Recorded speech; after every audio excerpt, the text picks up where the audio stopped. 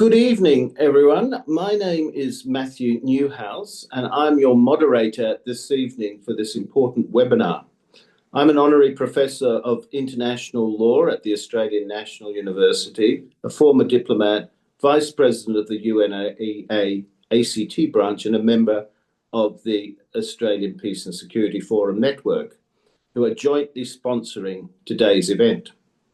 Before I go further in introducing the topic of protection of civilians, let me first note that I'm speaking from Canberra and acknowledge the traditional custodians of the land from which I speak, the Ngunnawal and Ngambri people, and pay my respects to their elders, past, present, and emerging.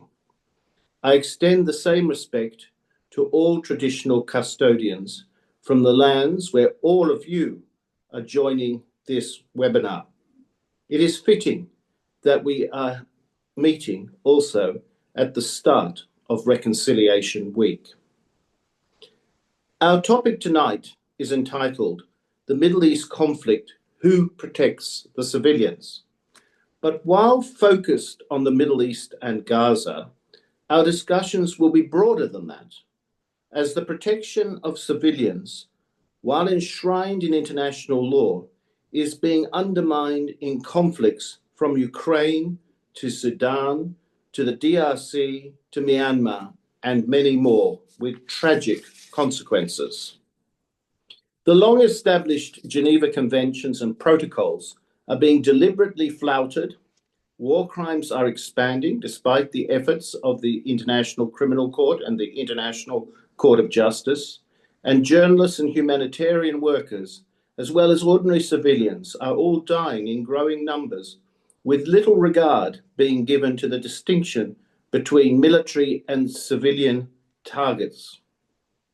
It is important to push back hard on this growing culture of impunity and illegality that is affecting even members of the UN Security Council itself. In this regard, we welcome the Australian government's efforts in producing and promoting the Declaration for the Protection of Humanitarian Personnel. We're also pleased to see the focus last week at the United Nations in New York on protection of civilians, with an open Security Council debate in which it was reported that 37,000 civilians were killed across 20 armed conflicts in the last year alone. Member states, including Australia, urge strict compliance with international humanitarian law and accountability. This is our effort to contribute to that debate and action. Today's event, or tonight's event, also coincides with UN Peacekeepers Day tomorrow. The role of peacekeepers remains crucial, even as they face increased threats themselves and are undermined by diminishing resources. We are fortunate to have three outstanding speakers tonight who know these issues well. Richard Simpson has worked in the humanitarian sector for over 25 years, for Oxfam, Red R, and CARE, amongst others. He has extensive experience in Gaza, most recently as director of the international NGO peak body, AIDA, representing 90 organizations. He is currently in the Papua New Guinea Highlands with CARE, so his contribution focused on Gaza is pre-recorded and will be the first contribution this evening. Jen Wittner is an international expert on women, peace and security, with many years of experience in military and civilian missions. The Women, Peace and Security agenda was a key focus for Australia when last on the UN Security Council, and remains crucial to the empowerment of women in conflict and peace building now some 26 years later. Jen has also been a key player in the development of Australia's National Action Plan on Women, Peace and Security, and we'll look forward to hearing her after Richard. Dr. Matilda Byrne is an academic and researcher with a focus on humanitarian approaches to foreign and defence policy, and recently completed a PhD on the continuing relevance of the responsibility to protect doctrine, one I well remember from our days with Gareth Evans in the development of this. She will tonight focus on atrocity prevention architecture, but she is also the national coordinator of the Stop Killer Robots Forum and has a focus in her work on addressing the dangers of autonomous weapons and AI issues. So she'll be happy to take questions on those as well. Each will speak for about 10 minutes, and then we will move to questions and comments. Please put these in the chat with your name, and I will draw on them for responses from the panel. It is unlikely Richard, in fact, I'm told he won't be able to join us up there from Goroka, but the rest of us will do our best to ensure a rich discussion and respond to questions and points that might be raised. We have until 7:30, which should give plenty of time, so don't feel rushed on those matters, but I do encourage everyone, because we've got many participants today, just to ask one question. So I'm now turning to Kaylee, and just give us a minute as she brings up Richard's presentation on the screen. Thank you, Kaylee. Good evening, my name's Richard Simpson. I've been asked to be part of the forum tonight to talk about the protection of civilians in the Middle East and some of my experiences around gaining humanitarian access, or not gaining humanitarian access, as sometimes the case may be. I want to start by talking about the importance of understanding when we talk about humanitarian access, or when we're talking about helping people in need, why humanitarians need to when they talk about access, is to gain access to people in need. And with regard to most of what we're talking about tonight, or primarily what we're talking about tonight, it is in times of conflict. So humanitarians need to cross those borders, those conflict borders, to be able to get to people who are affected by crisis, by the conflict. And they would be people that need shelter, they would need food, they would need water, they also need protection. A lot of what has happened in the Middle East has been very, very problematic for a lot of agencies, UN agencies, NGOs, to be able to get across those conflict zones into areas where people are facing need and lack of shelter and so forth. And a lot of what we've had to do is to negotiate with different powers, be them, and belligerents in those conflicts. So in Yemen, humanitarian actors have had to negotiate with the different warring sides there. Access in Yemen has been very, very difficult, and there's been a lot of, there's still, I think there's 20 UN workers were kidnapped or were detained by one of the parties. 2 years ago, those people have not been released. Other actors, other humanitarian actors, have found it very, very difficult to work there and to be able to support people and help people and get supplies to them that are needed. In the current context in Lebanon, it's very, very similar to that with regard to accessing items. People are finding it very, very difficult, and agencies are finding it difficult to get to people in need. In Gaza, it is still very, very problematic. Much less than what is needed is crossing through and across the borders.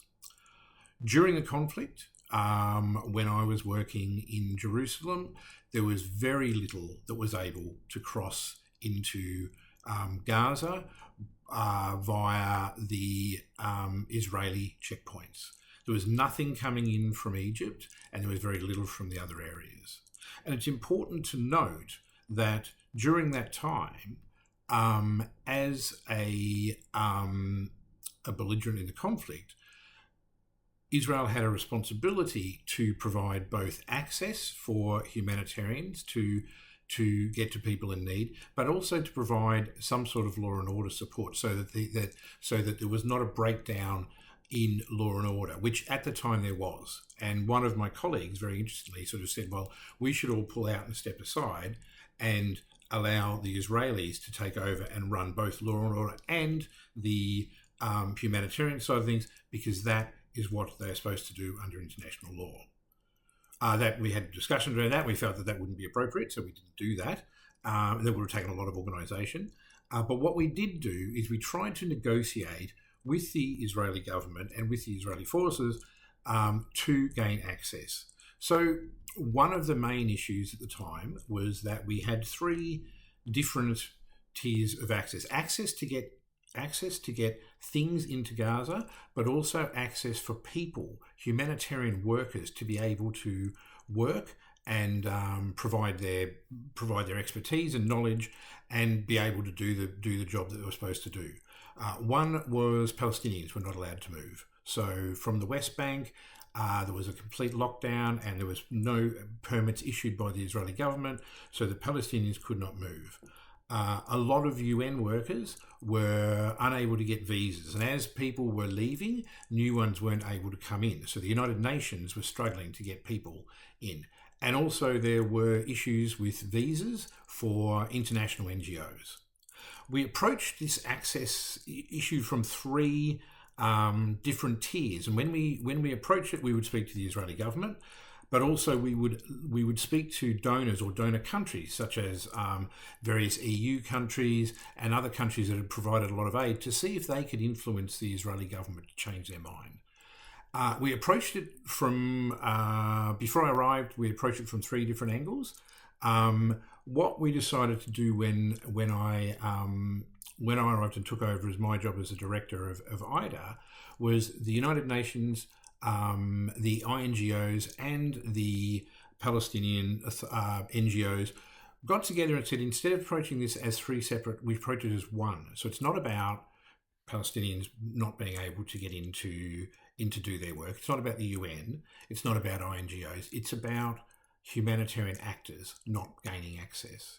And that was one of the most important things to explain to donors as well, to say, if you're going to lobby the Israeli government to allow access, it's about all humanitarian workers. It's not just about one or the other.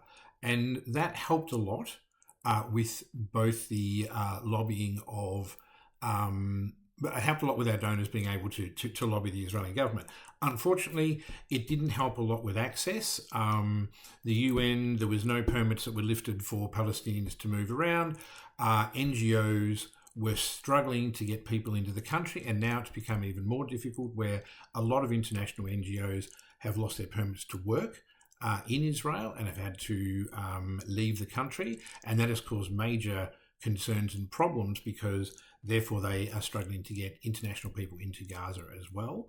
And then also the UN is still finding it difficult. So it didn't work.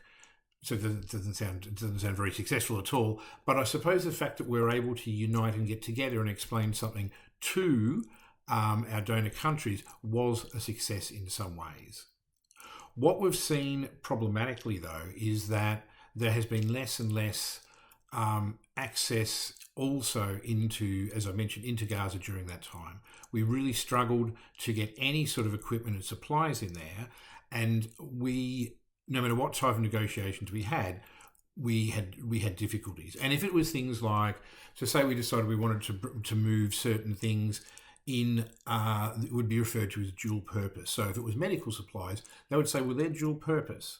They would stop us at the borders. They would say they're dual purpose. They could be used by Hamas for military means, as well as for medical means. So we don't want you to bring any of these military things in and medical supplies in. And that was a big problem for us. There was no everything that we went through. It took a lot of time to get in, because it was always seen, or many times it was seen, as dual purpose. We can see, and that negotiation that we had with the Israeli authorities was one that was based on thinking about and appealing to their sense of humanitarian law. They've signed the Geneva Convention that they will allow access to humanitarians, and they did not do so. And I suppose that's one of the biggest problems. A lot of people would say, well, why don't you just stop? Sometimes you could see that the Israeli authorities would be like, well, why don't you just stop? And it's like, well, I'm not going to stop, or we're not going to stop, because the need is still there. We are arguing with regard to based on humanitarian principles. And one of the other issues that was very, very important is to not think about your own personal opinions here. You don't bring your personal opinions into it. You utilise what humanitarian law says and what is stated, and that is how you put your arguments forward, be them successful or unsuccessful. But that was the way that we approached it. And I suppose that example is where I want to leave it, is really looking at, if we're going to look at principled humanitarian approach, we also have to look at the whole picture, not just one agency or one section, but also the broader humanitarian community, and how they can link together to argue for that humanitarian access. And I'll leave it there and hand over to my colleagues, who will probably talk more about some of the difficulties of negotiating with things such as, how do you negotiate with a drone? Anyway, I'll leave it there, and thank you very much.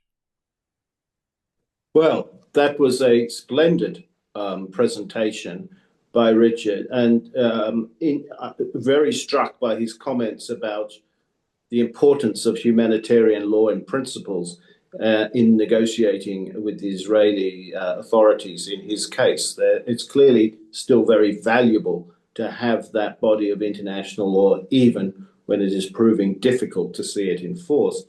But I do like his point, how do you negotiate with a drone? And we may come back to that later in our discussions. But for now, I would like to move on to Jen Whitner with a focus on women, peace and security, but even broader than that. Jen, thank you very much. Great. Thank you very much, Matthew, and good evening, everyone, and thanks to APSF and UNAA for the invitation. I do need to just correct something you said, Matthew, because I know I have colleagues listening to this, watching this webinar, but I wasn't involved in actually developing the second National Action Plan on Women, Peace and Security, but I do appreciate you mentioning it, because it's a very important part of Australia's approach to, peace and security interventions in international peace and security efforts. So thank you. So I'm going to take a slightly different tack to Richard, and I'm going to answer a question that was posed to me about when civilian protection systems break down. So the questions are sort of, who gets left out? Why do UN peacekeeping operations still struggle to see them? And how does the UN Women, Peace and Security agenda respond? And so my short answer to that question is that those that are left out, which are women, are often excluded not by accident, but because protection frameworks tend to prioritise protection over participation.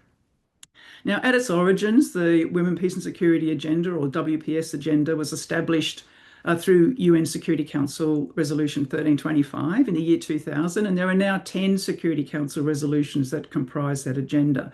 But 1325 was a landmark moment that formally recognised, firstly, that armed conflict affects women and men differently and disproportionately harms women and girls. And secondly, that women must be included as active participants in peace and security processes. And it comprises 4 pillars: prevention, protection, participation, and gender responsive relief and recovery. And it's the protection and participation pillars that I'll speak to tonight.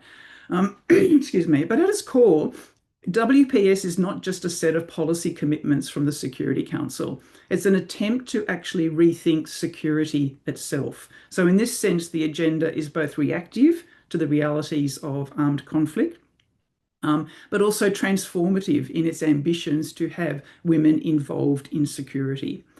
So in short, the agenda is not about, as researcher Laura Shepherd says, making war safer for women.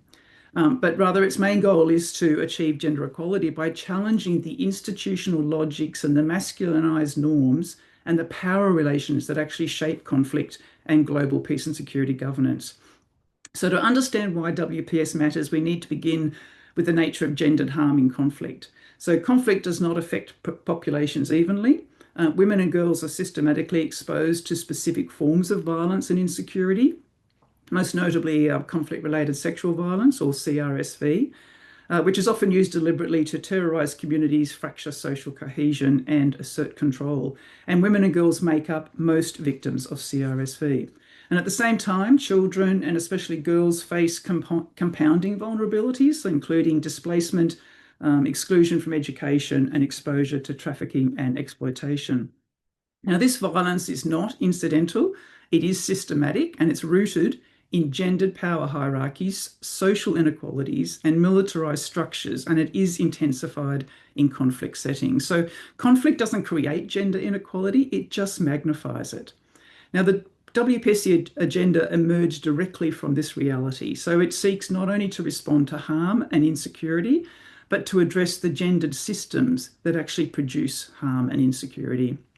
Now, within the UN system, WPS has been embedded into peacekeeping through protection mandates, policy frameworks, and operational guidelines. But there's a clear tension in how it has been implemented.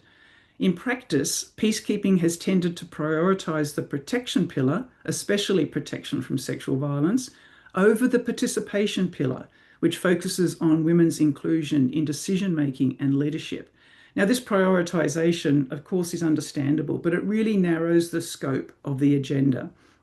When the agenda becomes interpreted primarily through the lens of sexual violence, it really crowds out attention to other gendered insecurities like displacement, political exclusion, economic precarity, structural inequality, and the longer-term reproduction of harm after conflict.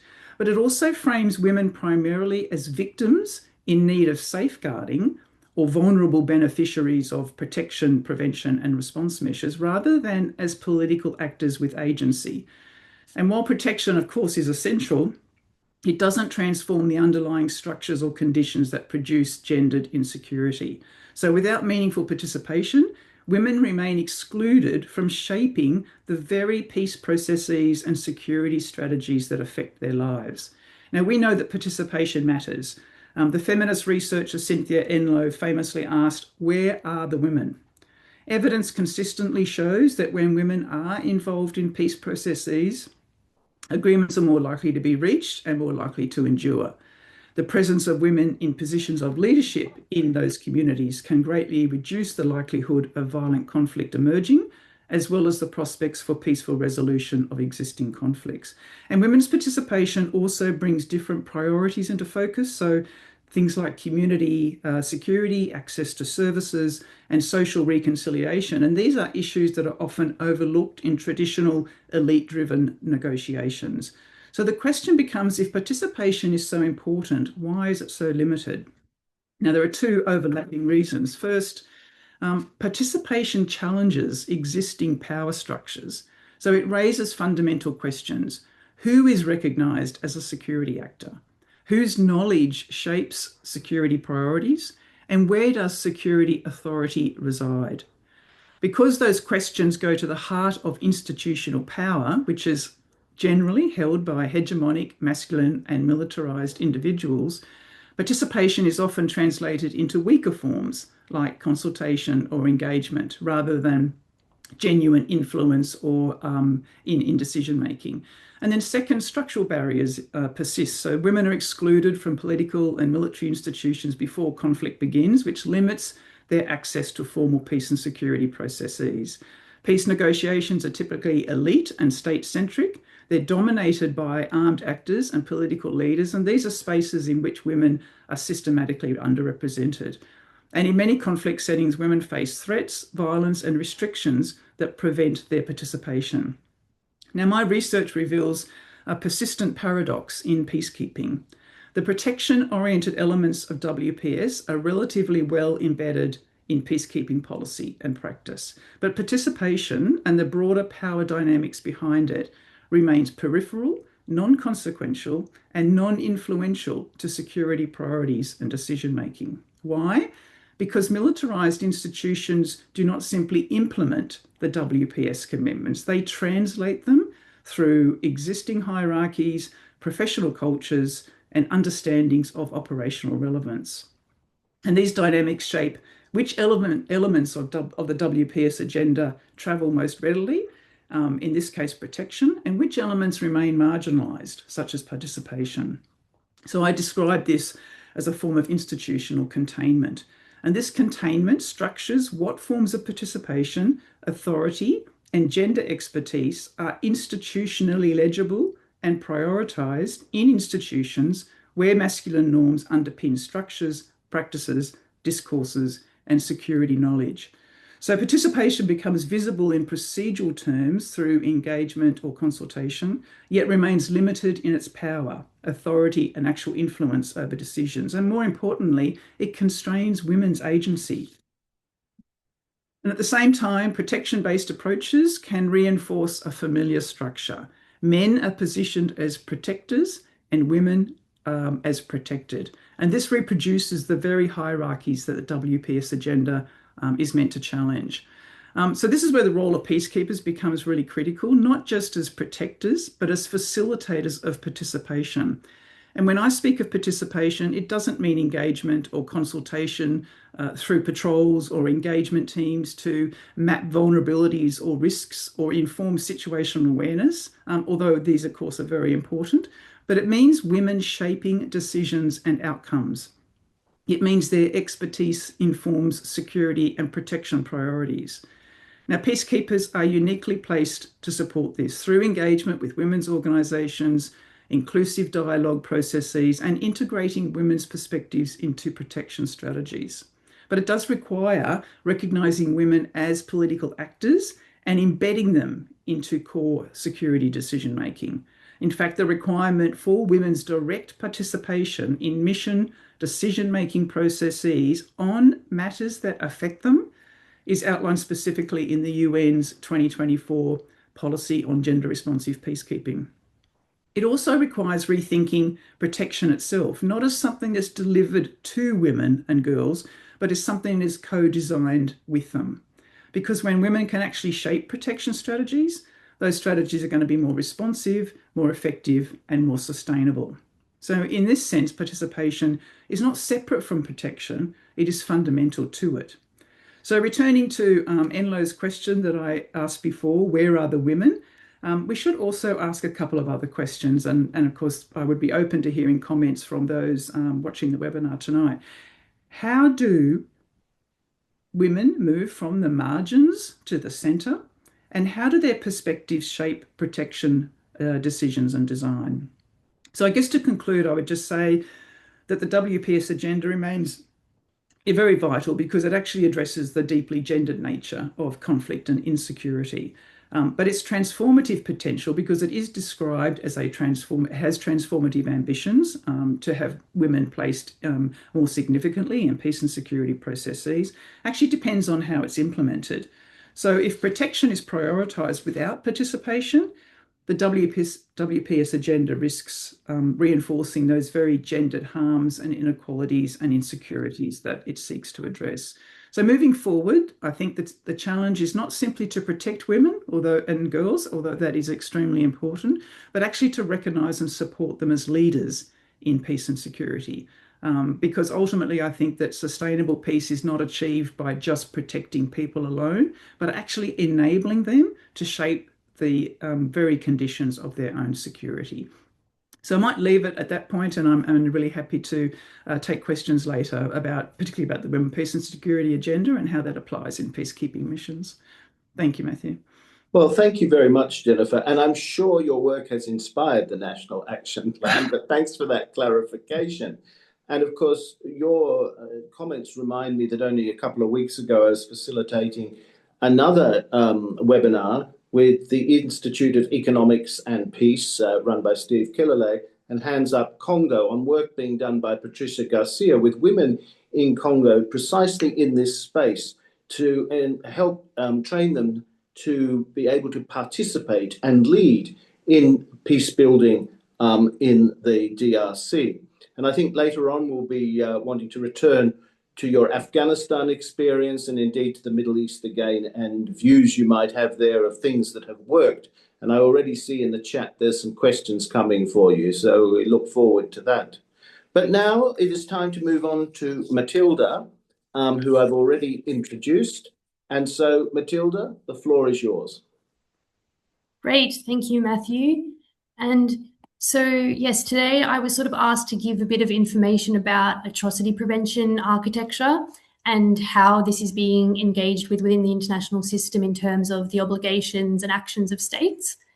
And so in the international system in relation to war and conflict and atrocity crimes specifically, so those being genocide, ethnic cleansing, war crimes, and crimes against humanity, there's a collection of different laws, treaties, norms, institutions and mechanisms and so on. And so I wanted to start with a brief overview of some of those key ones, which Matthew alluded to at the beginning. So the Geneva Conventions were established in 1949 and are the foundation of preventing harm to civilians in times of conflict in terms of setting legal limits to war. And so they underpin what's referred to as international humanitarian law, things like rules against attacking civilians, indiscriminate attacks, having proportionality, and many more things about the conduct of hostilities.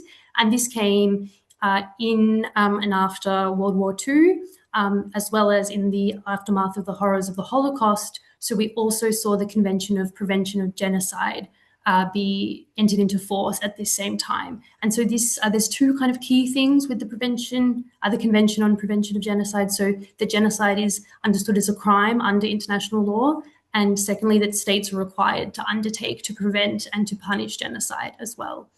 Then much later, we have the Rome Statute, which was adopted in 1998. And so this was to establish the International Criminal Court, which can prosecute individuals who are responsible for those specific atrocity crimes. And just to, I guess, maybe define them as well at this point. So war crimes take place in the context of armed conflict and include grave breaches of Geneva Conventions, as well as other kind of customary law breaches. And crimes against humanity refer to other widespread systematic attacks on civilians, ranging from things like murder, torture, sexual violence, and enslavement. And then we have in 2005, where the UN General Assembly adopted the responsibility to protect as part of the World Summit. And this was a new political commitment, or some have argued a new norm, that was established, which relates specifically to atrocity crimes. And what R2P outlines is that states have the responsibility to protect their populations from atrocity crimes, that states accept this and will help other states to exercise that responsibility. And secondly, that there's an international community that has a responsibility, and I'm going to read from the text that was adopted, to use appropriate diplomatic, humanitarian, and other peaceful means.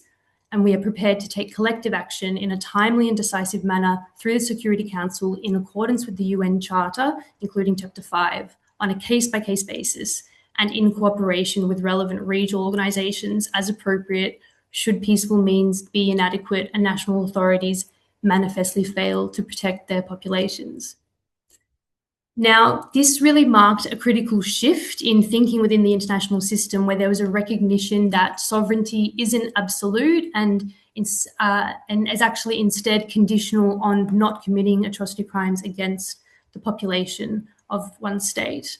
And also for the international community, that there was a preparedness to respond, and even particularly with specific targeted military action as a last resort and with Security Council approval on a case-by-case basis. Now, there's only been one occasion where this has been implemented, where there's been military action approved in connection specifically with R2P, and that was in Libya.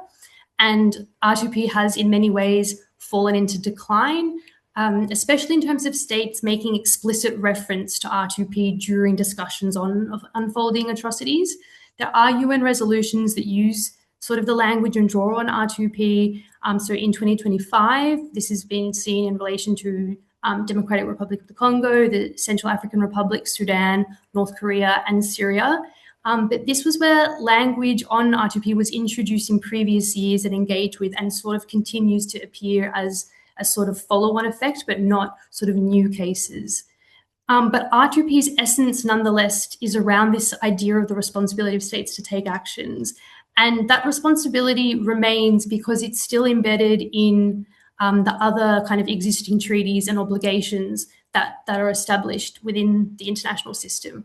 And I think really action comes down to a question of political will.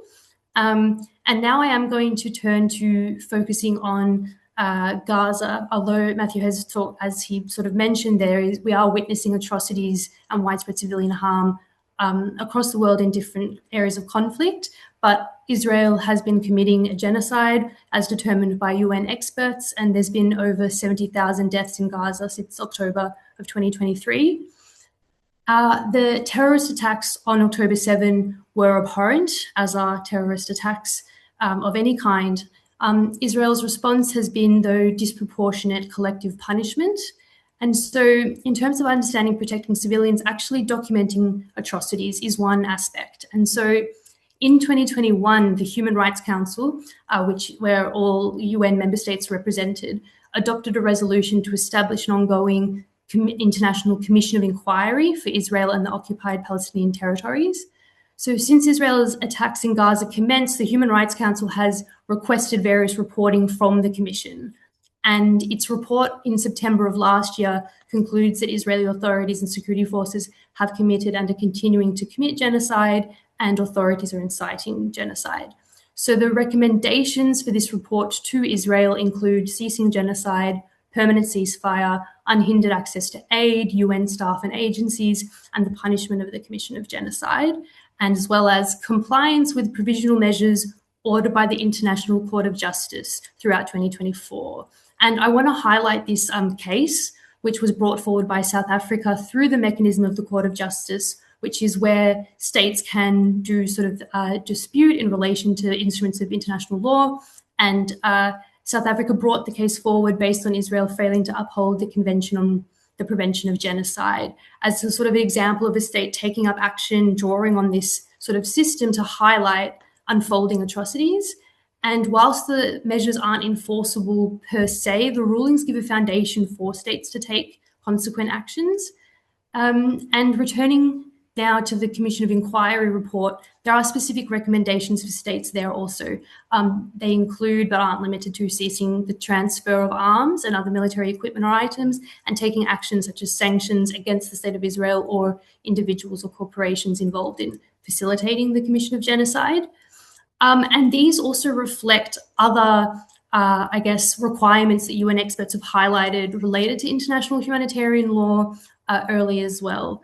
So things like diplomatic dialogue, technical assistance for accountability, sanctions on trade, referral to the Security Council, who I will talk about in a bit, proceedings of the International Court of Justice, which have been engaged in this case.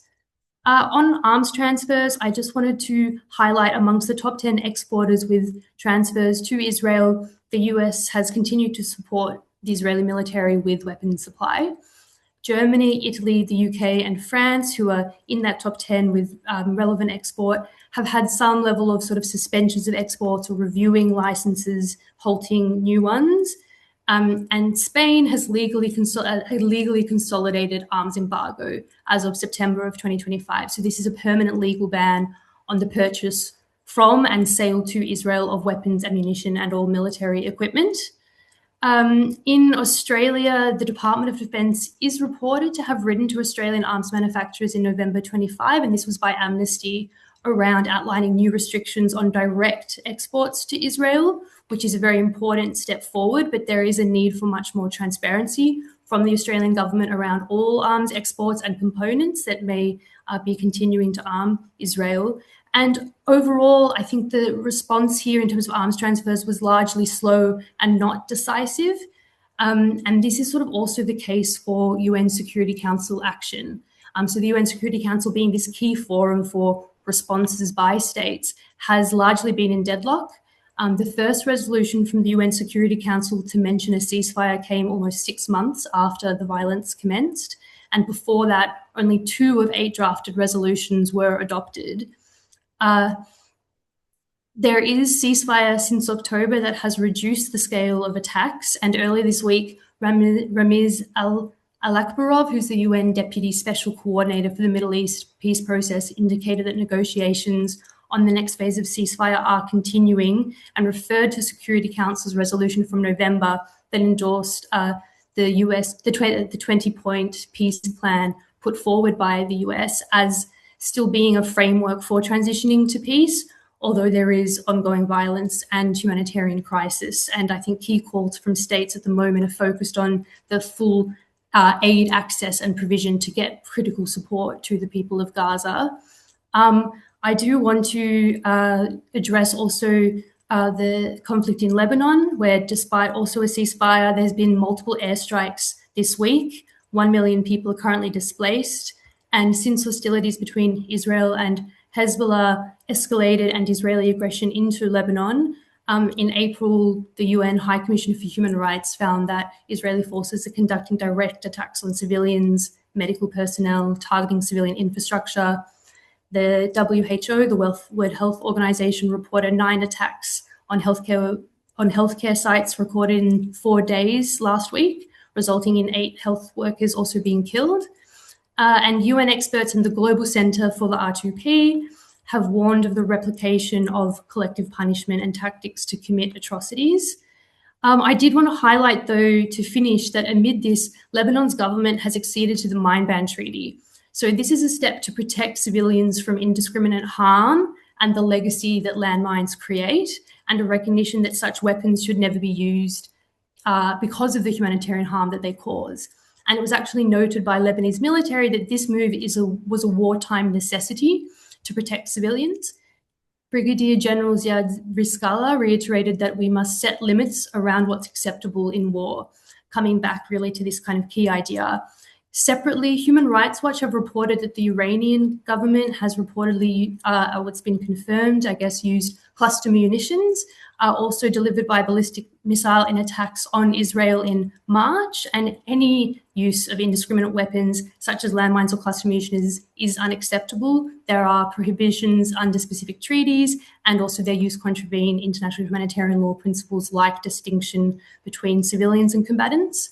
With the example of Lebanon making this strong case for civilian protection by rejecting landmines as indiscriminate weapons, it sets a really strong example. And I think setting these humanitarian principles, and we've heard that kind of come up also from Richard and Matthew, and then also actions stemming from them, are key in ensuring that there is protection of civilians. And I think I might end there.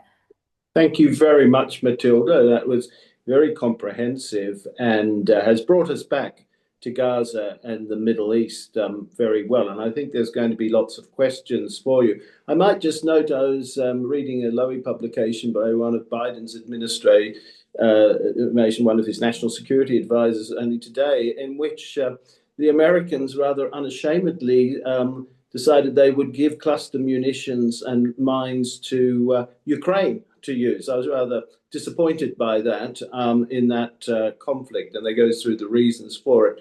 But from a disarmament point of view, there'd been very strong norms against such use, just like against chemical weapons.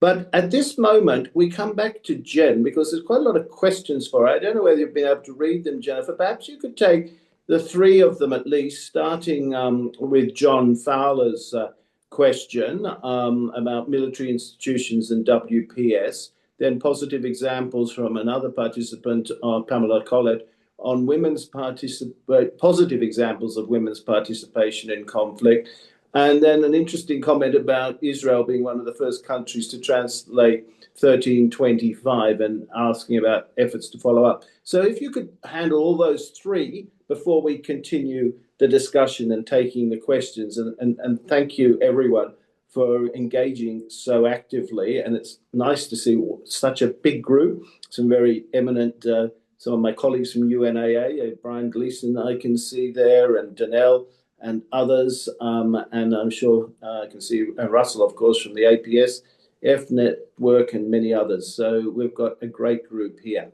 But Jen, over to you to respond. Great. Thank you. And thank you, John, for the first question. I guess a quick response would be to say that actually that it is reasonably uniform across militarized institutions, these results that I just mentioned in my opening comments. But what I would also like to caveat is that the Women, Peace and Security agenda is not it is a civil society progressed agenda to address women's participation and protection. It has been, in my opinion, and I come from a military background as well as an academic background. It is my opinion that it has been militarized by militaries. In order to fulfill obligations as member states to the UN Security Council. And so it has been adopted in form, and I would say procedurally, or as, sort of via compliance, as opposed to really wanting to integrate the principles of the agenda within, security decisions, within security processes.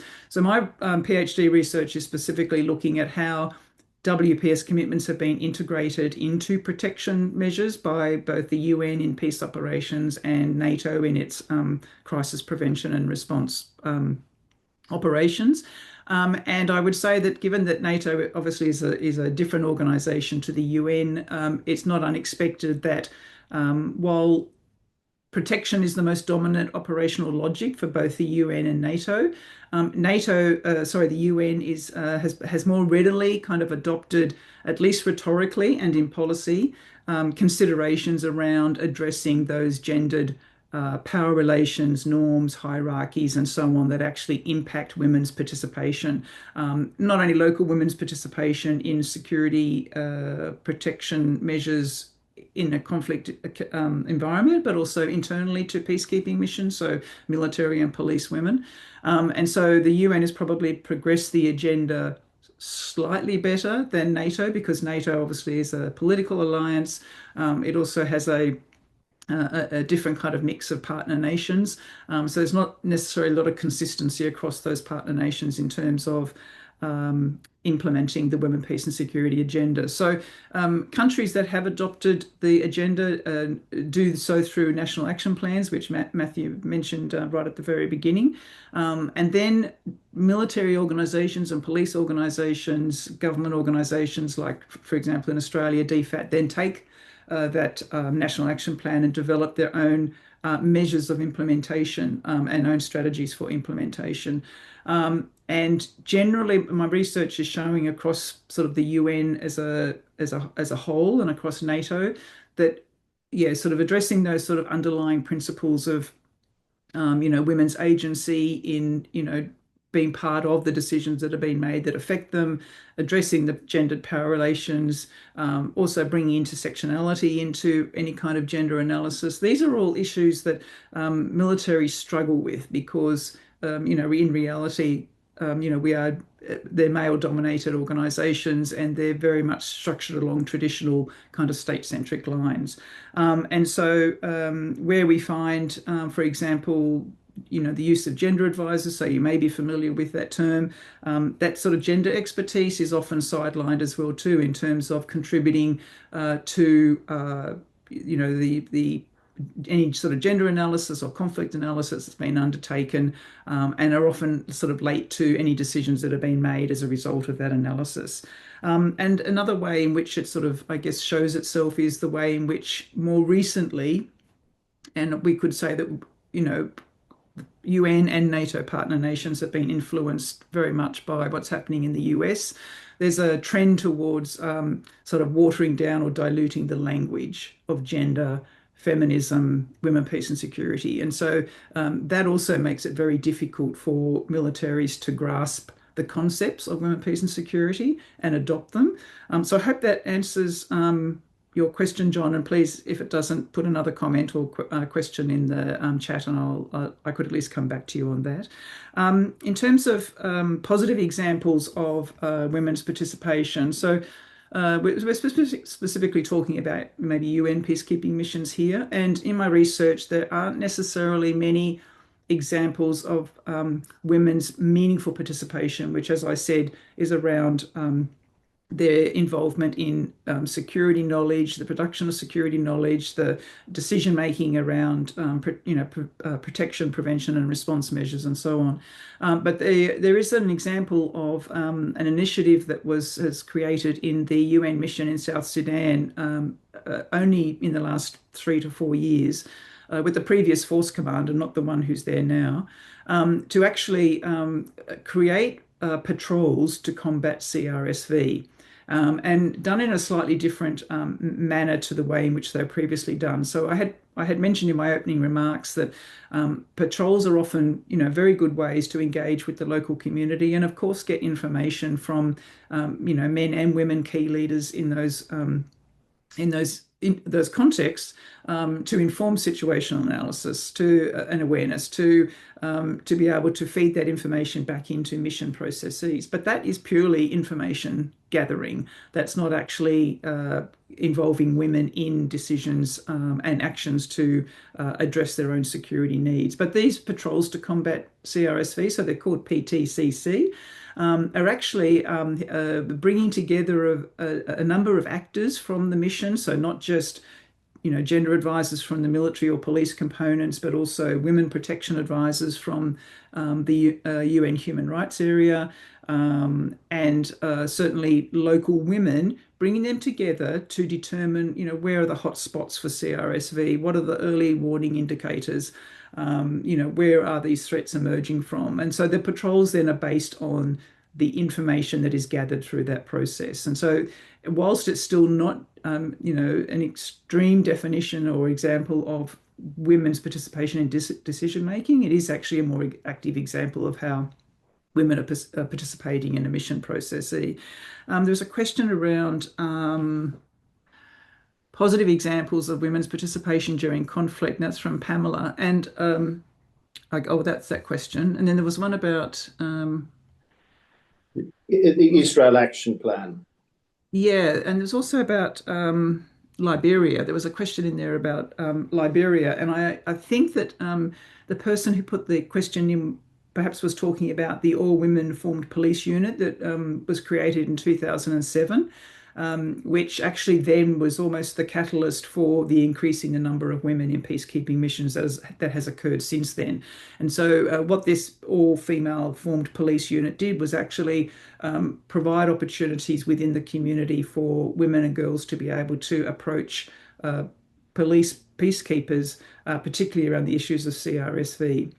Also, research will show you that those kind of along with the female engagement teams, for example, in Iraq and Afghanistan, opportunities for women and girls in the local community to see women in security forces as well too. So in a sense, they act as role models. That's not necessarily their job, of course, but that is one, benefit of that.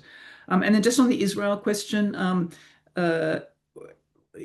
Israel only, as far as I understand, Israel's National Action Plan is only a few years old, but National Action Plans, the first one was actually created, I think, by Denmark in 2006.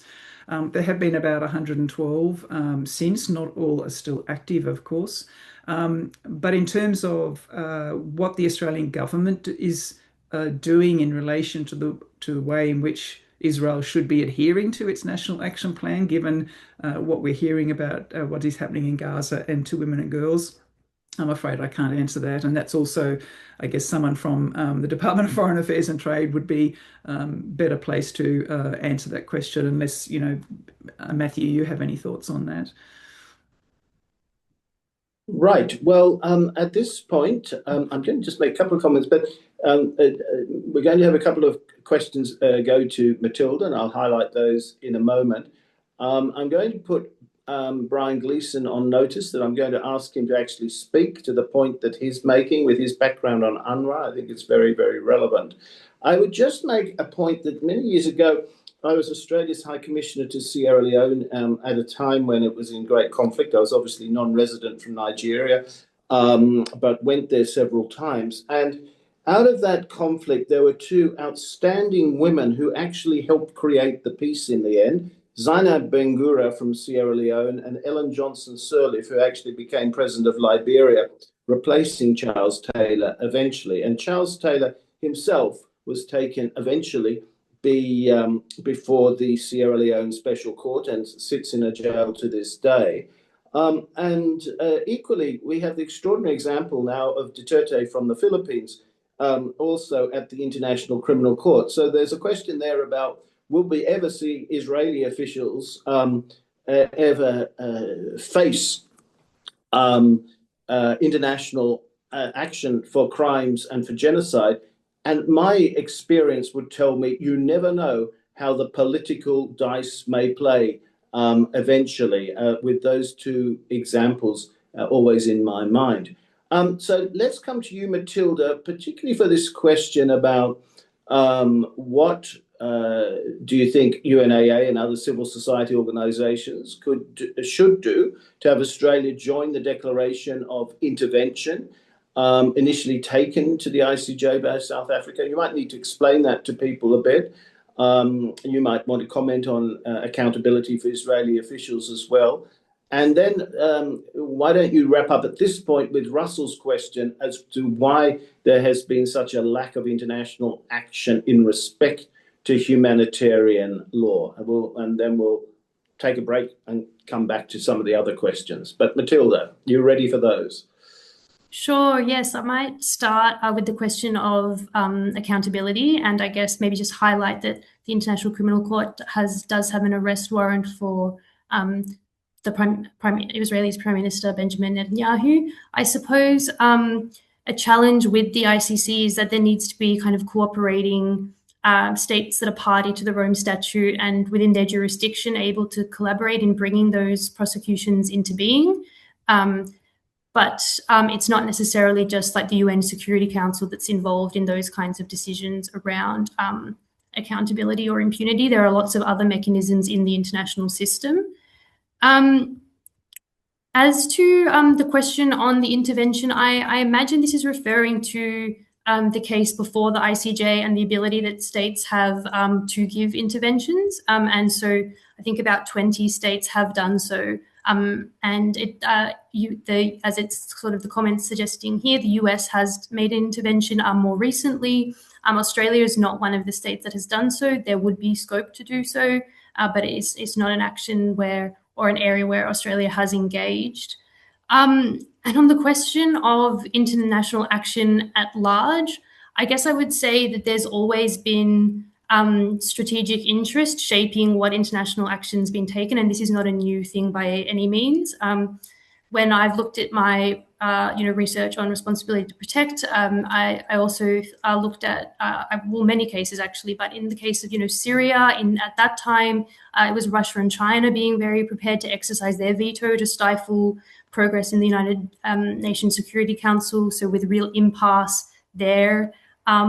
But also what I would say is that one thing that was really demonstrated after the invasion of Ukraine by Russia was a real mobilization around international law norms and talking about sovereignty and these sorts of things. And I think the really kind of hard, as they're sometimes referred to, conceptions of security are still or being shown to be really re-emerged as quite present and maybe simpler, or there's more, I guess, political will to respond to those traditional hard security conceptions of concern when we need to act, norms that are really well understood, but international action around the more humanitarian-based principles and laws have been less forthcoming. So I think that's, I guess, an observation that I want to highlight because I guess there's, this kind of tension or not tension, but I suppose a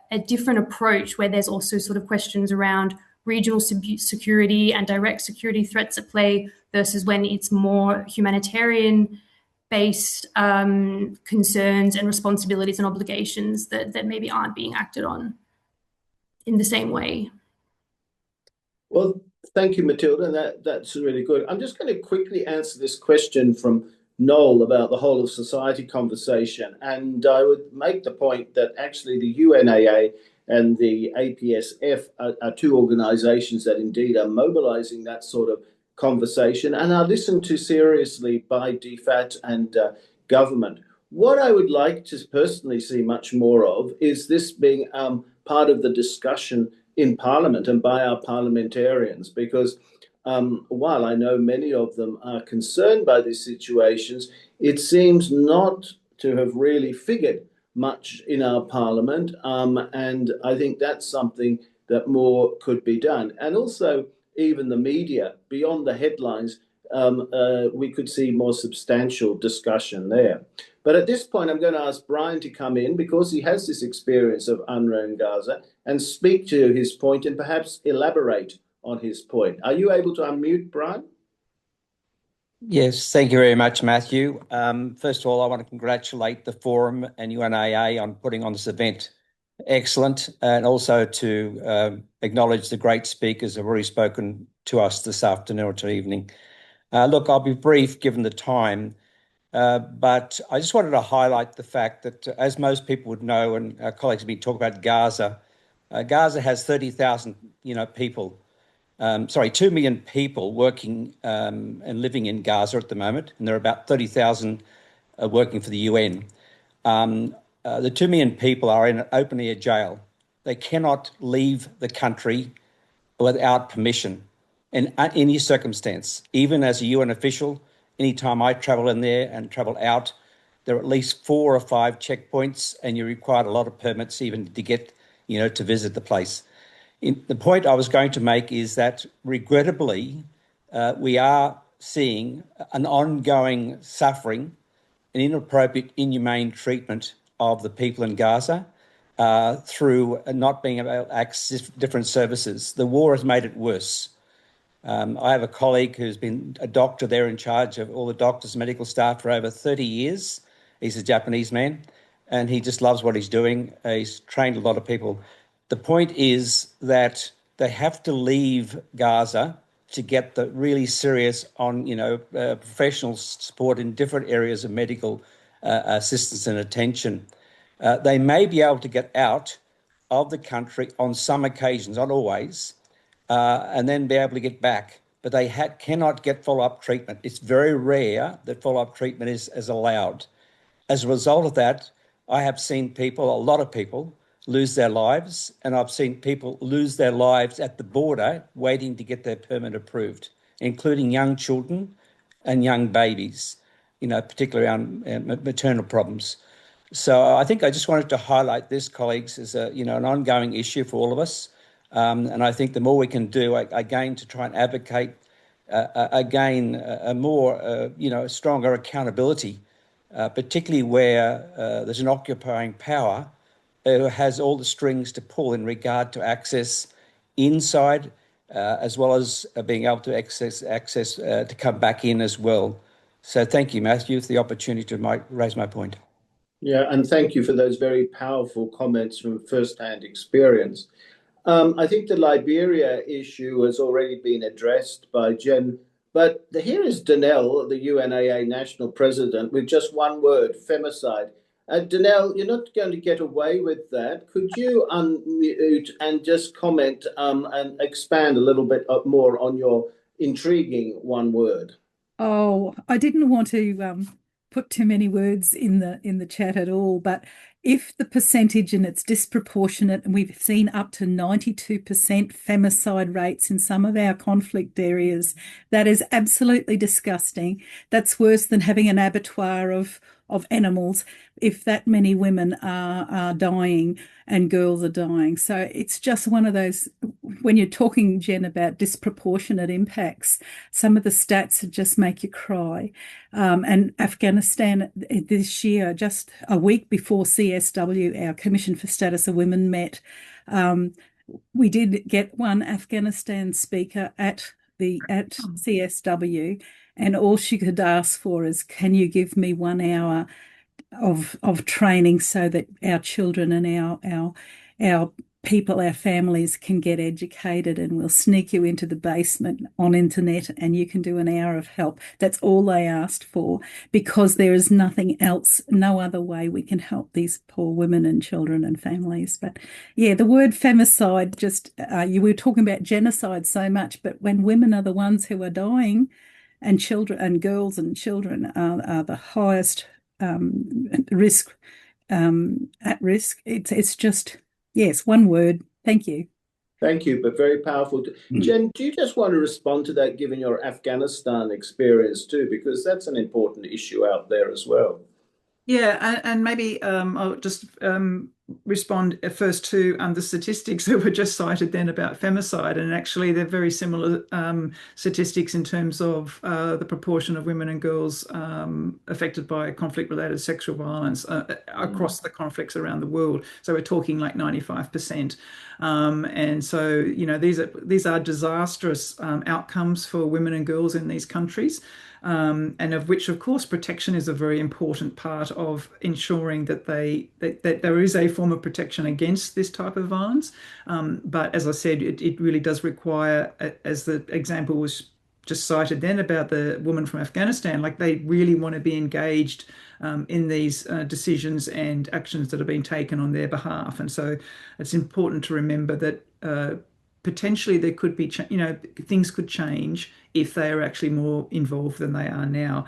And also, just before I speak to Afghanistan, could I also just make a comment about Noel's question or comment about whole of society and mobilizing, you know, groups beyond elites and insiders. And I just wanted to highlight that there is a civil society coalition in Australia that is designed, you know, part of its role is to hold the Australian government to account for the implementation of our National Action Plan on Women, Peace and Security.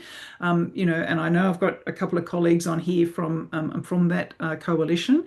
And we just had our civil society dialogue only a few weeks ago to hear how the government was going with implementation. It's you know, not as positive as we would like to hear, but I think it's important to remember that there is this group of civil society organisations that at least is advocating for more involvement, and again, sort of like in the decision making around women, peace and security as well too, and not just the external focus that the government has, but also around the peace and security issues facing women and girls in this country, and particularly First Nations women and girls. And just on Afghanistan, so my experience now is a little bit dated because it was 2013. And I, at that time, was struggling to even get the operational command, which was primarily led by US military personnel, to really even understand the concept of women, peace and security and why women's participation was important. And so I had limited interactions with women from the Afghan army and the Afghan police, of the very few that existed at that time. And of course, there were limitations on their service even at that time. So this is 2013. But of course, things were progressing and enhancing. And they also, too, were not being as engaged as probably they could have been. And this was you know, I think a way in which NATO approached the implementation of WPS might have had some sort of constraining or limiting effect on the ability of these women to be more actively engaged. And of course, you know, we've seen what's happened to women in Afghanistan since the Taliban came back to power in 2021. So, you know, those women who were previously in uniform and holding positions of authority and working to, you know, make the Afghan security forces, you know, a much better organization. You know, of course, now just completely don't exist in terms of their participation in those organizations. Well, thank you. And let us hope one day there is, again, a reversal in Afghanistan. Has gone through such a turbulent history. I'm going to toss a couple to you in a moment, Matilda, but I'm just going to comment very quickly. There's one here about the kidnapping of President Nicolas Maduro. Of course, we're focusing on protection of civilians, so that was less of an issue here. And of course, we have to bear in mind that essentially it wasn't just the US violation of international law, but in fact, it was a sort of political coup within his own group as well. But I think that's another day to discuss the whole issue of Venezuela. I think, though, moving on to the Security Council discussion, and I think the point there, of course, is the way in which the veto power has been used, not just by the US, but by China and Russia. It really complicates things there. And then there's a question from the International Criminal Court and applying criminal law consistently. I, of course, was Australia's representative to the International Criminal Court for quite some years in my last posting as ambassador in The Hague, and very actively engaged there. And I think they do an extraordinary job. The fact Israel is not a state party to the Rome Statute doesn't actually matter very much. And the very fact that they've been able to do indictments not least because Palestine is a party to the International Criminal Court. But these sorts of issues, Matilda, you would have some comments on them, and be grateful if you could come in here too. Sure. Yes, I guess to pick up on that last point, I think that the work of the court in putting out the arrest warrant is like the key first step here. And I guess with a lot of these instruments, not all states are necessarily state party, but there's strong legal norms that are put in place across various treaties that apply and affect not only the state parties directly, but the broader international community. And I guess I do want to say maybe in a broader comment about international law and perhaps maybe, I guess, President Trump's willingness to break international law, because it's actually, I think, a really important time for the international community to then really focus on upholding those laws when they are under strain. I think it makes it more important for all different states to group together, and also for instance, middle powers to do what they can in upholding the international laws we have in place and engaging with the international instruments and mechanisms, because it's not a system where it is a system that hopefully states can be, I guess, engaging in and seeking to uphold those systems, the principles, and need to do so. And there really is, I guess, an urgency to do so because of the different sort of violations or dismissiveness that we are seeing from, in particular, the US at the moment. And so I think that's something that's worth highlighting. And I think as well, I just wanted to pick up from the comments, the point on sort of civil society and broader dialogue and participation, because I think that's also part of this, is that general public discussion and being able to talk about security issues in open forums and not just experts on what civil society can bring in terms of perspectives and understanding security at all levels, and including, human security and security domestically. All those sorts of things are interconnected, and an effort to sort of bolster all of them is really helpful and should happen in tandem in supporting kind of across the board a more holistic understanding of security and peace and security. There was, also the specific, I guess, questions around UN veto also. And I guess, again, it goes kind of back to that point that whilst in the UN Security Council, the veto exists, there's been sort of movements around veto restraint, in particular in relation to the responsibility to protect discussion and other things over time. But I guess, although there is a challenge with that particular forum, it doesn't mean that there can't be really effective actions elsewhere in the system. Well, thanks, Matilda. We're now up to this question: how can we bring more public attention to the violations of international law and the role of the media? And of course, journalists themselves, media people, have been some of those most affected, not least in Gaza and the Middle East. To my mind, some media outlets are trying to draw attention to this. What I find is unfortunate is a lot of Western media just dismisses international humanitarian law as totally ineffective and a waste of time. But Richard's contribution earlier made the point that having the laws mattered even when they were having difficulties with the Israeli government, but it was something they could still use.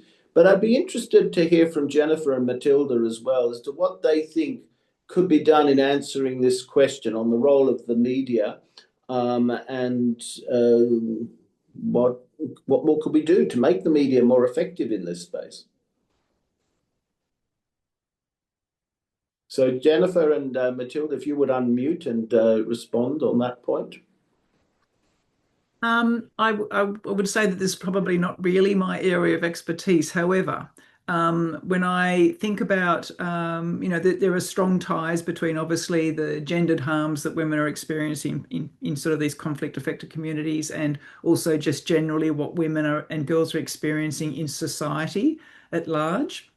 And we've seen this here in Australia with the increase in the number of, levels of sexual violence against women, as well as the murders of women each year. And so I think that from just my perspective working in this space around gendered harms is a sense that the media is not responding to calls to address its language in the way in which it just, reports on these types of incidents that have occurred.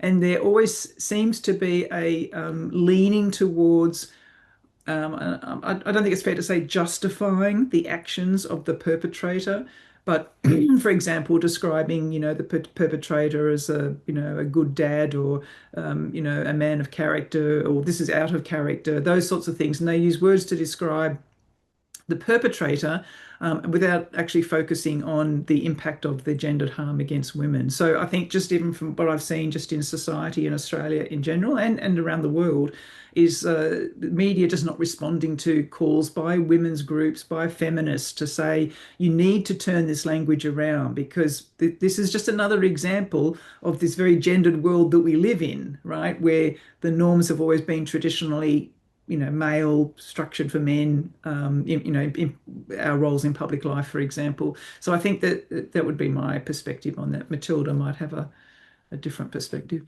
Yeah, I doubt it. But Matilda, come in and feel free to go broad. You'll need to unmute, Matilda. Good. Yeah, I guess I've been reflecting, and I think some of what Jen was just saying is really interesting about how, media chooses language and how it's portraying things. And I think in a broader sense, this is also really important about, conflict in general and reporting on things and events that are happening around the world. And I think, the media does have a real role that it plays in shaping the narrative of what's going on in terms of how it's understood by the public. And so I think, it is kind of incumbent on journalists to really reflect on the language that they're using and how they're presenting things. And I guess that's kind of what I would seek to highlight here as well. Thanks, Matilda. And we have a question here about Myanmar, or rather raising Myanmar. I'm glad it's been raised, but it is focused on women and children. So maybe that Jen could respond on that. We've got a couple of interesting points on Afghanistan. Before Jen responds, I also just want to highlight that when we were designing this webinar, Iran was on everyone's mind. It's still out there as an issue and real concern about some of the threats that are being made against civilians. But so far, no one has raised the issue of Iran. And I just, as we're coming towards the end, want to give enough time for that to be raised if that's on anyone's mind. But let's come back to Myanmar, Jen, and the response to Joanna. Yeah, and thank you, Joanna, raising that issue about food insecurity, because as I mentioned in my opening remarks, women tend to bring different non-traditional issues to the fore if they have the opportunity to do that, because their experiences of conflict are different, and also those insecurities that they experience are different, and therefore measures to address those insecurities need to be different. And I think the food one is actually a really good one, because often we hear that in circumstances where humanitarian aid is being provided, women are not the first people in line to get the food. And often it's the women and children that miss out on food. I'll just leave that there. But the interesting thing about food insecurity is that it brought to mind the UN's concept of human security, which is also something that I've looked at in my research, because of the way NATO has approached its protection approaches, and they call it human security. And the UN approach to human security is based on understanding that there are a number of insecurities that men and women and boys and girls and others face in any type of crisis, conflict, humanitarian crises, and so on. And that includes food insecurity, economic insecurity, health insecurity, political insecurity, environmental insecurity, and community insecurity. And so it's really important to understand that these are very important issues that need to be addressed in a post-conflict context, which is where peacekeepers will find themselves. But a lot of people, excuse me, a lot of peacekeepers see these insecurities as not being traditional military concerns. And I think this is where perhaps there needs to be a better understanding of how these notions of human insecurity feed into protection requirements in a peacekeeping context. And then on the Afghanistan issue, and great, Ange, that you did that study for your thesis. What we're seeing, of course, in Afghanistan is a gendercide. So not genocide, but a gendercide, completely obliterating women and girls from the fabric of life, from public life in any way, shape, or form.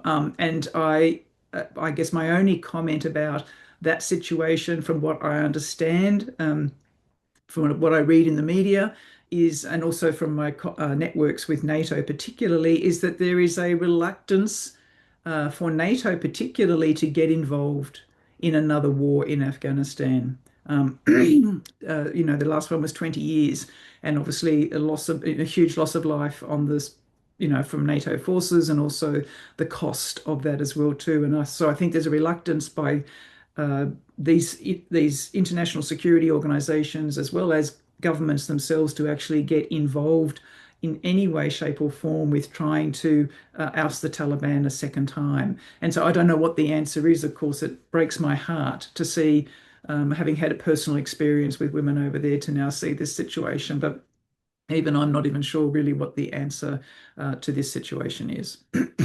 Just on that, Jennifer, of course, you're aware that Australia, Netherlands, and some other countries are looking to see if they can bring a case in the International Court of Justice using various UN human rights instruments on these particular issues. And at least it's one way of trying to keep that matter on the agenda. I don't think it's had enough publicity yet, but we shall see how that plays out. Matilda, Sarah is definitely wanting to hear a little bit about autonomous weapons. So she's a good question there about R2P and autonomous weapons. So over to you, if you could unmute to respond to Sarah. Sure. I'm very happy to. And I think what Sarah's pointing to there in the comment around this inherent contradiction, I almost see in some ways as there's this I guess autonomous weapons, or increasing autonomy in weapons, autonomous weapons, AI-enabled systems like target generation systems and the such are all tools, and they are tools that could be used and are being used in atrocities. So I guess it is the case that they are, as these systems are developed, they can be employed in these ways, and so. It's a new, I guess, way of exacerbating or increasing the pace and scale at which atrocities can be committed. And I guess there's a real red line that needs to be drawn here around autonomous weapons, and also the use of certain AI tools, particularly in targeting.